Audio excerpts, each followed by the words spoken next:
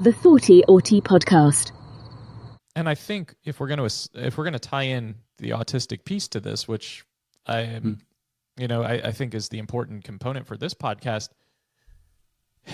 is the association and reliance upon something to feel a different way, because so often autistic people like ourselves are struggling with Yes. our nervous system or our Mhm. anxiety or sensory overload or Yes. being able to feel social or feeling connected Mhm. or feeling too tired or Yeah. whatever we are feeling on a magnified level, and reaching for something that can quickly soothe how we're feeling or help us feel social in the moment or able to unmask in the moment because Mm. you've had a few drinks and now you feel more comfortable. That's why this stuff can get out of hand so quickly and become problematic so quickly. And I'm a firm believer that addiction is the opposite of connection. Mm. That the more connection we have, the more security we have, the more healthy relationships that we have, the less susceptible we are to these things. But as we know, autistic folks and social struggles and isolation and bullying and all the things that come with it, the experience, I think it really pushes in the other direction to create a lot of destruction and damaging behavior. I don't think the fact that some substances are promoted socially is obvious,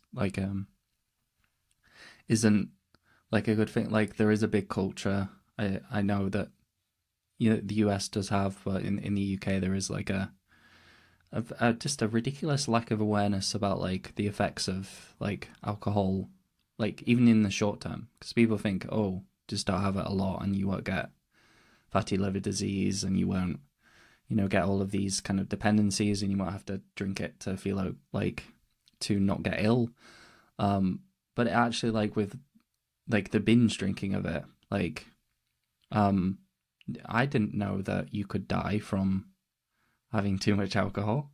Like it's served in a pub in a restaurant. I can just have it. I can just get it from Tesco's. I can like Yeah. And what's the legal it's drinking just age in the UK? 18? yes, Yeah. 18, which you have all those things of your brain developing and stuff, and it just kind of magnifies the neural effects that kind of stuff can have. Even like things like marijuana is, I think, can have impacts on your brain's development up to a point, and nicotine, I think, as well. Hey up, just popping on to say thank you for listening to this podcast this far. If you could do me a real solid, please make sure to rate the podcast if you're on a podcasting streaming service, and do all that like, subscribe, comment stuff on YouTube. Damn, even send a heart in the comments if you don't feel like typing.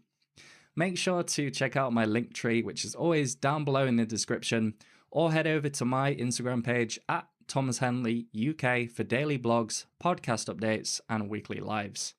This podcast is sponsored by my favorite noise reducing earbuds that you can adjust the volume on. Really, really great thing. They're called D-Buds, and you can find the affiliate link down in the description of this podcast for a 15% off discount. Anyway, I hope you enjoy the rest of the podcast. That's all from me. I think, definitely one of the kind of the negative life experiences that I feel very, very strongly about is the social isolation aspect of being autistic. Like, to a certain extent, we struggle with isolation at school, like being isolated from groups and people. But in adulthood, especially that transition from school to adulthood or school to university, like you are not put in scenarios where you're around people like you used to. Like it's such a difficult experience. You're like, okay, I need to find people. Like and when you've had all these negative experiences with people in general when you're younger and even in adulthood,